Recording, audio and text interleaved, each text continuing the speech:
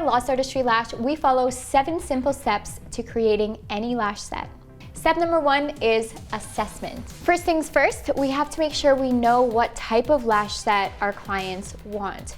How we're going to decide is by using photos. Ask them for inspiration photos or have some photos ready and saved in your phone to show them so that they can look through and decide which photo best suits their lash needs. Now we need to find out how to bring that set to life. So we must assess our client's eye shape, natural lash lift, natural lash curl, and everything about their facial features in order to decide which mapping and styling we're going to choose for them. Number 2, now that we have decided exactly what we're going to do for our client, it's time to mark your lengths and emphasis area on the eye. You can do this by using a non-toxic Sharpie or an eyeliner. So what you're going to do is mark the areas of the eye that are important for you in order to remember your mapping, because once our clients close their eyes, the entire lash line is going to look completely level. But when we look at our client with their eyes open, we can clearly see the lifts and tilts of the eye. So mark absolutely any part of the eye that you need in order to keep your mapping in mind. For today's set, I marked my emphasis area, and this is commonly the area of the eye that I like to mark. The emphasis area for today is going to be around the middle of the eye. I wanted to use the arch of the eye to my advantage in order to create the perfect doll eye effect. But by all means, mark absolutely any area of the eye that you need in order to remember your mapping. Number 3, now that we have determined our map and we've dotted the eyes, now we have to transfer our mapping onto our eye pads.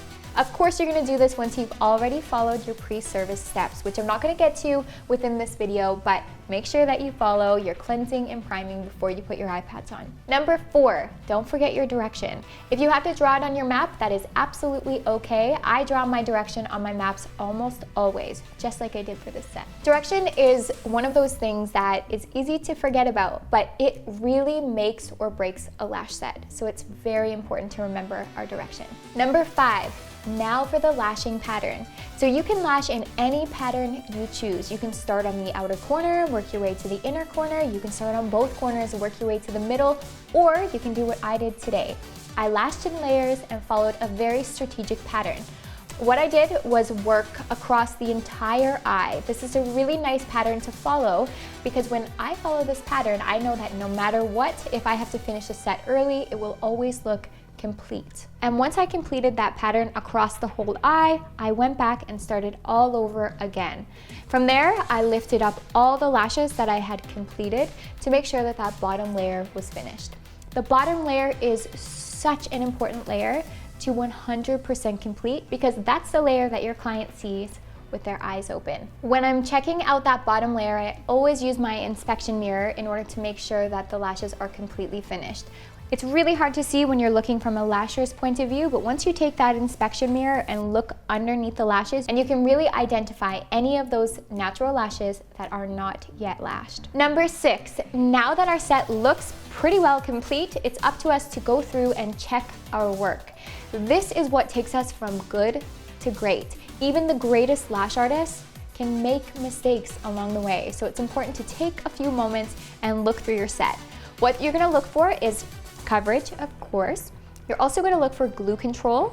You're going to look for stickies. You're going to look at your mapping to see if there's anything that needs to be improved. And you're also going to look at your direction to make sure that no lashes are directed in wonky directions. If there is anything that needs to be fixed, go ahead and fix it. If you need to remove a few extensions and put a few more lashes on, so be it. Take the few moments that you need to and make your set perfect. Trust me when I say, your clients are going to really appreciate that. And they'll 100% be able to see how much you care about every set that you're giving them. Number 7, now that your set is 100% complete and you feel satisfied, it's time to get in there and use Super Bonder and Nano Mister to seal the lashes.